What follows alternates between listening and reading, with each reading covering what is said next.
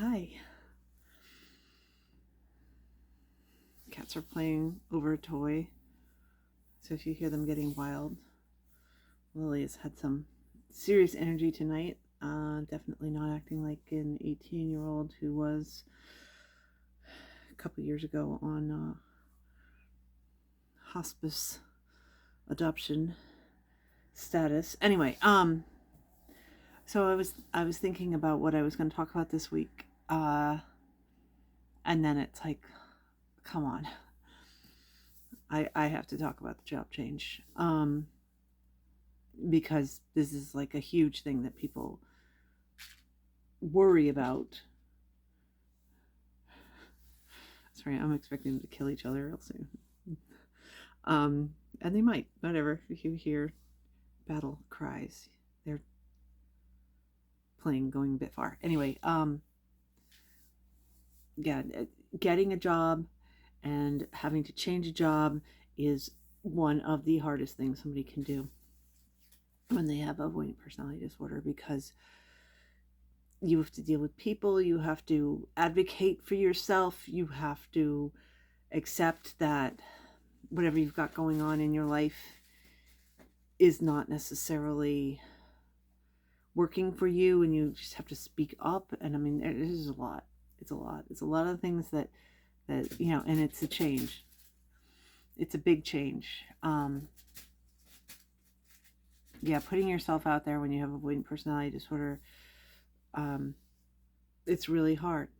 And generally, people, when they make a change, they'll get to the point where,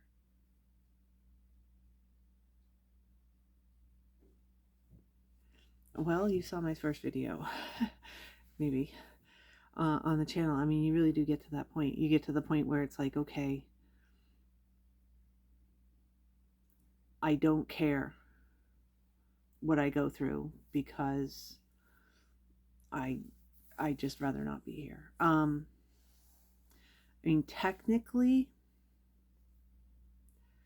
um,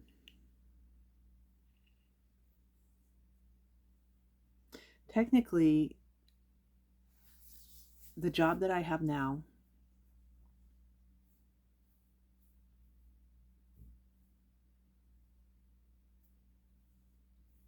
I'm trying to think. I mean, seriously, I believe. So what had happened was, I had a job that was like hideous, and it was an office job.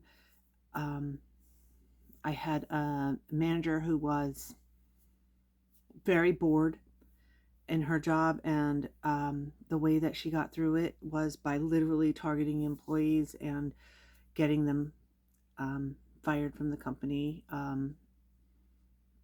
And I knew I was coming because she goes after everybody. So, I mean, listening to this, I knew I was coming at some point. It was just, my head is on the chopping block. When is it going to come? And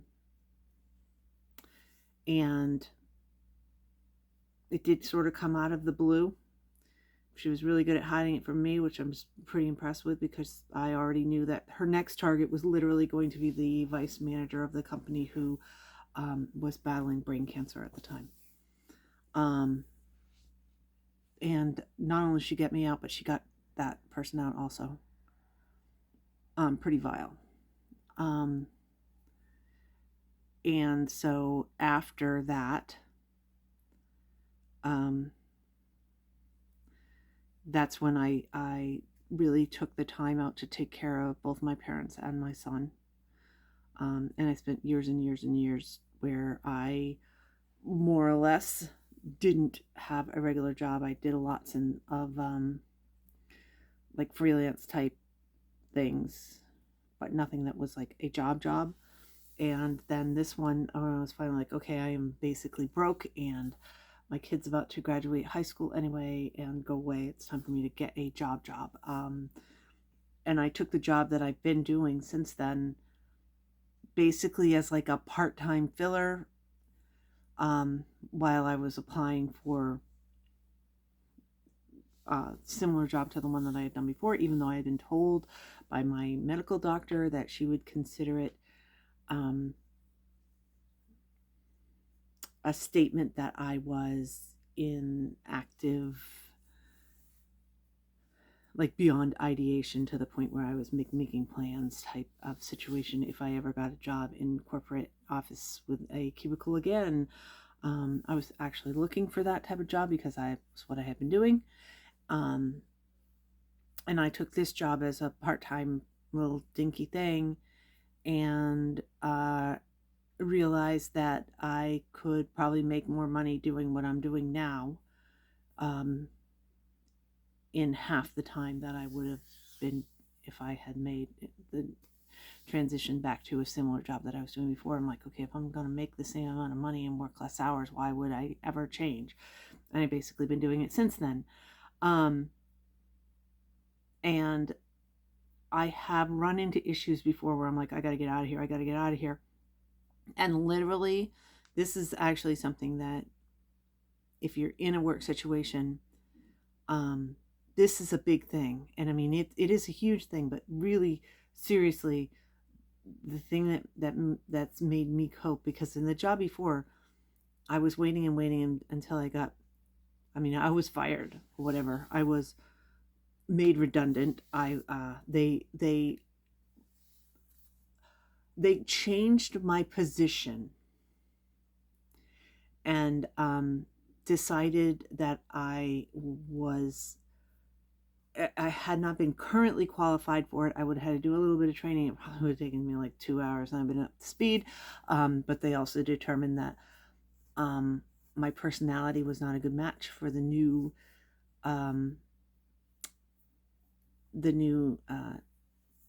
job, requirements. And they were completely right when they described it to me. I was like, oh yeah, I wouldn't want to do that anyway. Thank you very much. I will take my severance. Thank you. And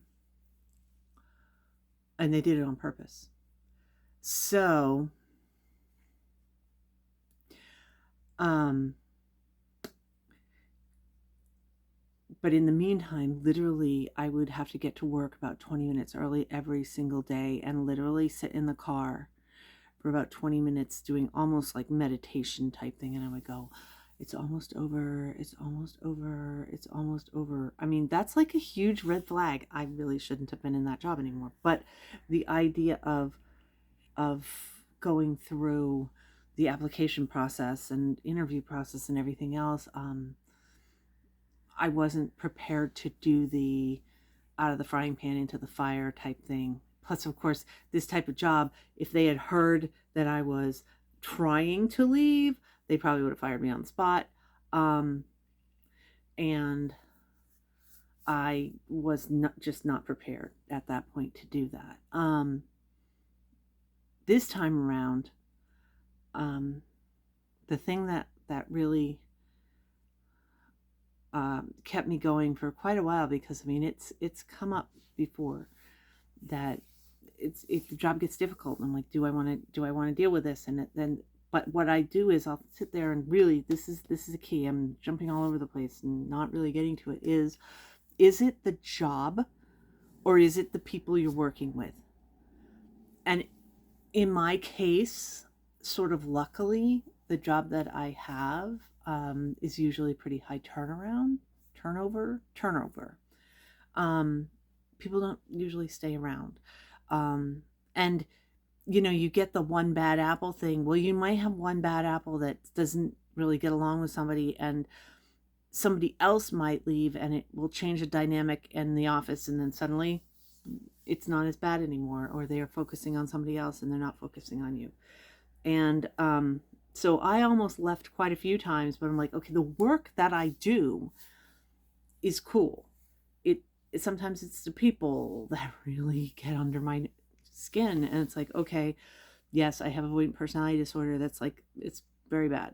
But if that's the case, in my situation, I can just wait them out, or I can do what I just did, which is, I mean, it did get to the point where I was like, okay, I need, I mean, I wasn't quite doing that it's almost over thing, but it was like, and it really truly was one individual person who was my supervisor, who was just, it was getting worse and worse and worse and worse and worse and worse. And she even acknowledged it herself that she was getting worse and worse, but she was just leaning into it. And um, yeah, it was just not, I couldn't work with her anymore. I'm like, is it the job? No. Is it working with people? No. Is it working with her? Yes. And I still think that she's on the verge of burnout herself and she's going to leave. Was it worth waiting? Um, I could have waited her out. I could have been miserable. It could have been horrible, but I didn't. And now here we go. So it's basically different department, same company that I'm working for. It is night and day. It is still slightly stressful, but I mean, the best decision I think I could have ever made in my life. For now, for sure. Is it all sunshine and roses? No, there's a few things that are complicating it, but you know what? That's okay because things come and go, and I don't know what's going on in the world nowadays. I mean, you never know. You never know. Um, you just basically have to be like you can't trust your finances at all. I mean, I know somebody um, last year bought a house, has a mortgage, everything's cool. Um, they were like, "Yay, I'm never gonna have to deal with changes in the amount that I pay for rent ever again." Right, the mortgage is the same, and her taxes went, or no, it wasn't even her tax. I think it was her insurance went up something like $400 a month, and that's not paying down her loan. That is, it was either, I think it was mostly insurance, but it might have been insurance and taxes combined. Whatever, she's got to pay it. So much on not having her rent change again. It's that sort of thing. I mean, it's a job, any job in the world. It, you know, if it there's fluctuations on how busy you're going to be and how not busy you're going to be, and um, so I went into this job kind of hoping that it would be a certain kind of way, and it seems like it's going to be like less regular than the other department that I was working in. The other department was very consistent. This one is not. And it's not like, I don't know, it's just that there's going to be some more downtime. I don't think that's a bad thing though. I don't think that's a bad thing. And the other thing is that I'm going to have to I'm going to have to learn not to apologize to my boss for doing my job. Yeah, that's how bad it got at the other with the other department. I had a boss that really had a problem with her people that she was working having any autonomy at all. She was beyond a micromanager. She wanted to tell us what to do in every situation, and it didn't matter if we were doing our job. If we were doing a job, great. She got absolutely ripped, absolutely pissed if we did anything without being directed. Um, yeah, that does not work with somebody with who has avoidant personality disorder. So that I would just jump in and do what needed to be done. And also there's another person there who's clearly needing to be trained, and instead of having them wait until the supervisor was available, I would just chime in, "Oh, by the way, this is how you do it." And then they would, this supervisor would turn around and be like, "Oh my God, I'm so sorry, I really shouldn't." And they're like, "No, thank you, this is what we're doing. I'm telling you, that was really great. Thank you. I really appreciate that you were able to do that." And I'm like, what? What? It's really funny. If you're being abused, if you're in an abusive situation, I mean, that is like what you know. That is correct. That is like how the world is supposed to be. And so it's not that you don't notice it, you're noticing it, but it just seems like, okay, well, yeah, that's how people are supposed to treat me. And being treated well is just really weird. I mean, first of all, it's very awkward for me to take any sort of positive direction, but it has gotten to the point where I am so walking on eggshells and so expecting somebody to basically be coming behind me and auditing behind me and then rushing in. And especially the previous one, she just got a really huge kick out of trying to humiliate somebody in the process when they were actually doing the work and jumping in, and it's just like, wait, what? I mean, it got to the point where I wasn't even questioning it. I would just like pause for about 2 seconds in stunned silence, not do anything, and then just go forward as if nothing had happened, even though it had definitely happened, and it also was affecting my work, because then I would be sitting there thinking about what the hell, why did she just do that, instead of focusing on my job. I mean, it was really bad, okay? And that has stopped entirely. So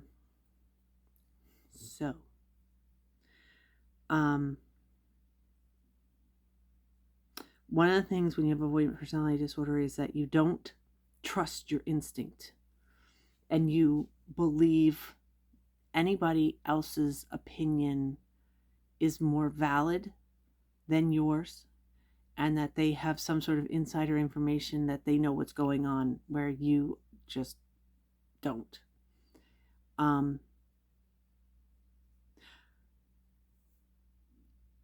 It's really hard to push against that. I mean, that's just what you know. It's not even like this is comfortable. It's like, this is the way the world is. That is what you've been trained to just accept. And that's not how the world is, really. Generally, people are able to discern for themselves if something is working for them or if something is not. If something is, that most people are not incapable of figuring out the best for themselves. Or if you have a job and you've been doing it, you know how to do your job. You don't need somebody correcting everything that you do. You don't need somebody directing you to do, oh, by the way, this is your job, now do it, if you know it. You know what I mean? And in almost all situations, it's like, if you pay attention to your sort of instincts and your intuition, this is against everything. This is against everything. And the thing is that you will ignore that thing in your head saying, this is not cool, this is not acceptable. You will ignore it for long enough that it has become the new standard, whatever it is, and it sort of builds and builds and builds, and suddenly you're like, yeah, this is actually not cool. And yet it's been going on for so long that you feel like you can't point it out, and whoever has been doing something and being abusive to you in whatever way, doing something that's just really not cool, and they're going to come back and say, wait, this is the way we've been doing it. Who are you to try to change things? What are you rocking the boat for?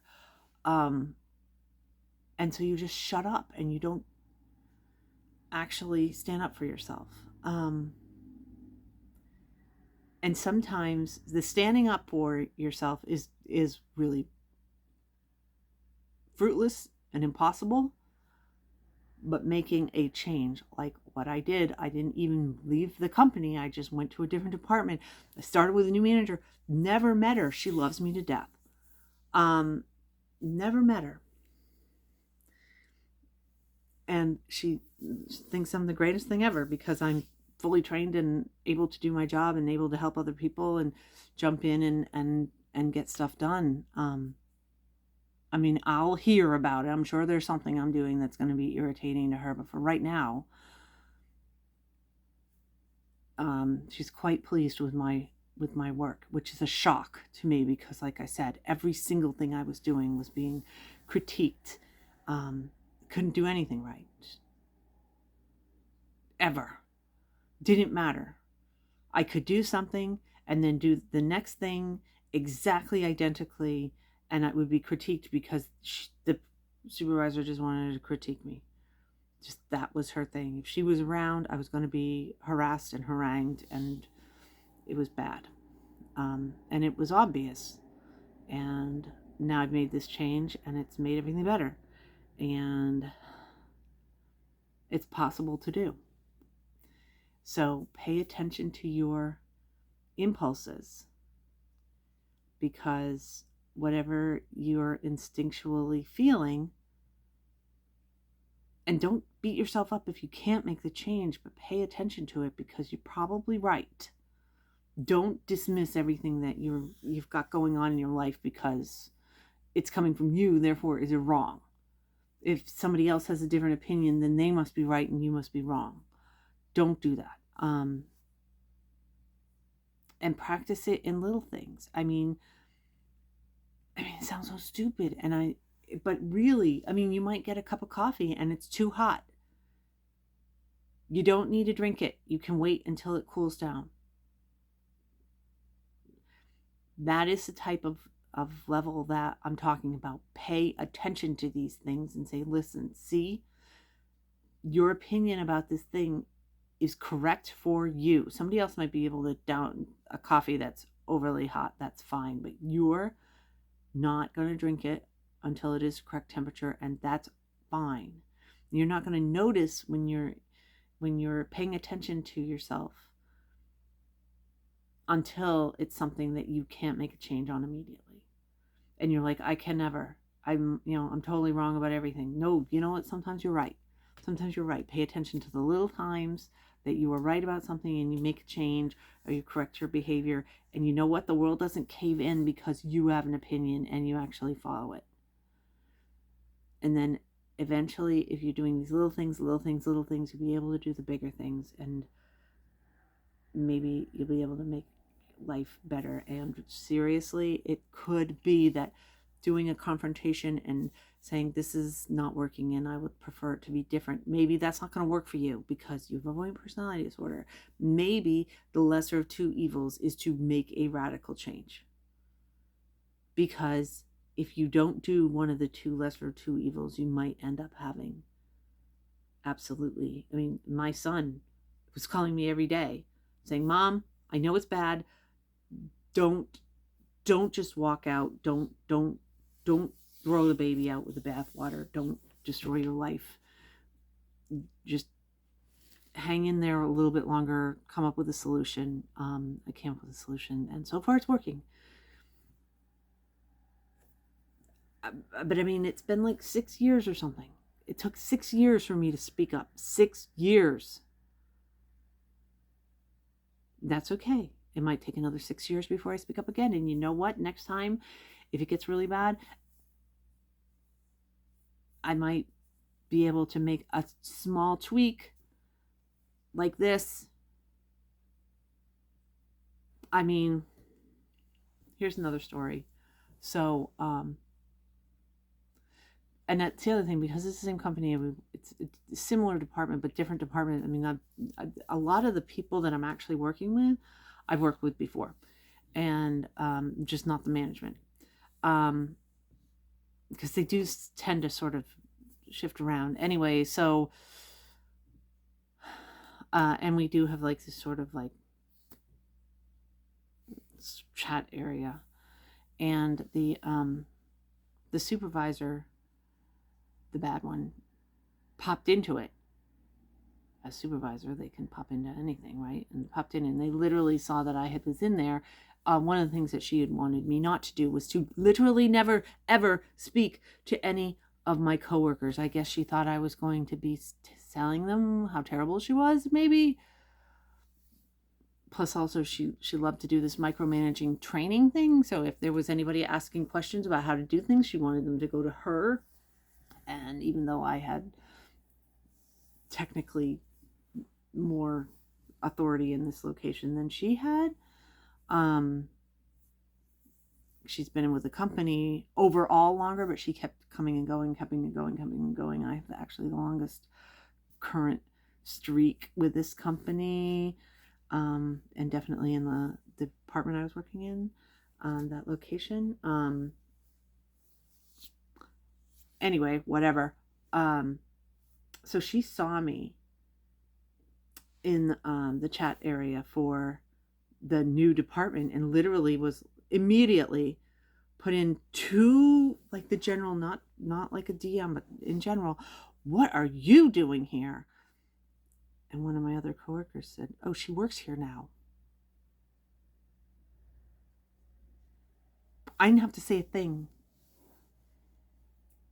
I've been claimed.